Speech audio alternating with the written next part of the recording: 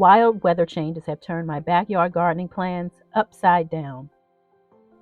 After a week of scorching heat waves, we're now faced with a week of consistent rainy days, putting a pause on my outdoor projects. During times like these, I'm learning to adapt to the changes. Luckily, I usually have my phone close by, so I'm always filming. I found some footage that I had not shared yet, so why not today? Welcome back, ELOC Nation. If this is your first time here, welcome. ELOC Nation, it's another eviction day, as I'm still growing plants indoors hydroponically. If you're ready to move your hydroponic plants to garden soil, I'll show you how to transplant them into soil with ease.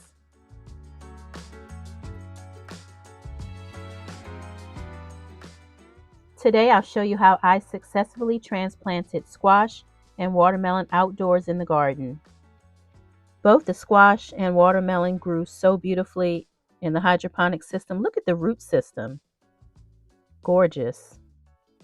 I'm here to show you that this can be done. Plants that start out solely growing in water, they can adapt from water to soil. Because these hydroponic plants are so healthy, they have a fighting chance to survive outdoors. Yes, this all went down May 25th, and as I mentioned, this was footage that I totally forgot to share.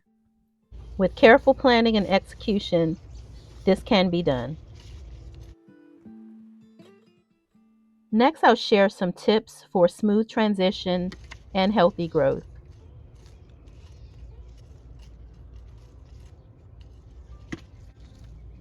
Select plants with a robust root system that can adapt well to soil. It's best to choose a time when the weather is mild so that there's minimal stress being placed on the plant. Also, if possible, avoid transplanting during extreme heat and cold. Make sure the planting location is free of weeds so that there's no fighting for nutrition. Dig a hole slightly larger than the root ball. Plant at the same depth as in the hydroponic system.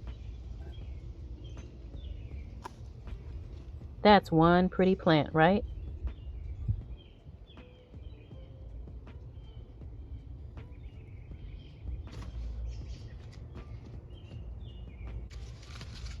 Okay, we're gonna go ahead and plant this in this raised bed. I'm gonna allow it to sprawl over this planter and right onto the lawn. Okay, so I'm gonna get this planted in here. Hydroponically grown. Plant it right at the edge of this planter. So it's not going to grow inside this space here. It's actually going to grow over and onto the lawn. Okay, I'll make sure I keep it watered really well.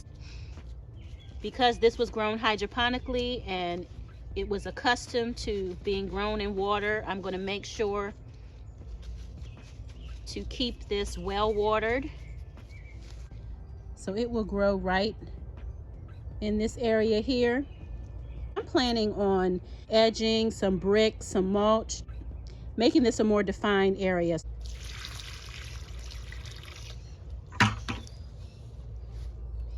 And that was some rainwater that I captured in a bucket, so it's a win-win. During the fall and winter months, I mend my grow bags with kitchen scraps, so there are plenty of nutrients here in the soil. I'll also be feeding every 2 weeks or so compost tea, some 511. And so I'm going to place the Georgia candy roaster in this grow bag.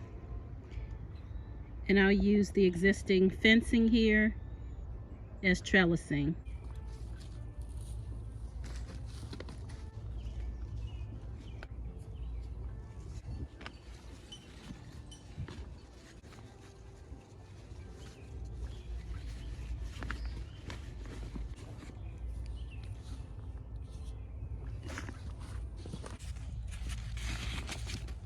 Okay, it's in there. Georgia candy roaster squash. Here's the candy roaster, doing all right.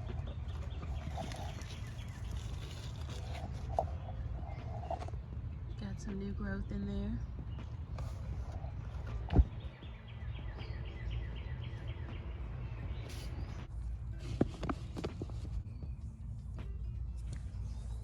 So let me tell you a little bit about the candy roaster squash, what it's good for. It's very versatile, used in a variety of sweet and savory dishes. You can roast it, boil it, steam it, mash it, saute it, use it in soups, stews, and to make pies. If you've grown this before, share with us how you use it in the comments. Don't go anywhere just yet. I do love a garden to table segment. So your girl had been craving some fried fish, right? When I tell you this meal was so doggone good, the fish was fried to golden perfection. I recently harvested some yellow squash and some peas from the garden. Also some sweet 100 tomatoes. Yes! I went to work. In the kitchen, that is. So I figured, well, I'm frying fish. Why not fry everything? We just gonna fry everything. Did you see the golden color on the squash? Yes, I even had shrimp thawing out in the fridge, so I added that too. And do you all remember those surprise red potatoes we found in the garden? Yeah, those two. Yep, they went in there too. I had some batter left over from frying the fish, so I threw all of those veggies into the batter. And remember we went shopping together and I threw all of those different bottles and sauces into my grocery cart? The cocktail sauce that day. Yep. Putting it to great use. And this is how it all turned out. Now, I'm still looking for shrimp seeds. If anybody finds some shrimp seeds out there, you let me know. Until then, I guess I have to keep buying it from the grocery store. But the peas were delicious and sweet. The sweet 100 tomatoes were, you know the name, sweet. They were sweet. I tore those fried potatoes up. The fish was delicious. The shrimp, the squash, everything was good. I enjoyed this meal. I had to finish frying up this fish so that my family could eat too. I wasn't able to get out into the garden like I wanted to today, but I hope you guys enjoyed the video. I hope you got something out of it. This video is making me hungry for fish and homegrown veggies all over again. Rising grocery bills, food recalls. If you're not growing some of your own food, I challenge you today to start small. Grow your own food at home. You won't be disappointed. I'll see you next for the end of June garden tour. Bye.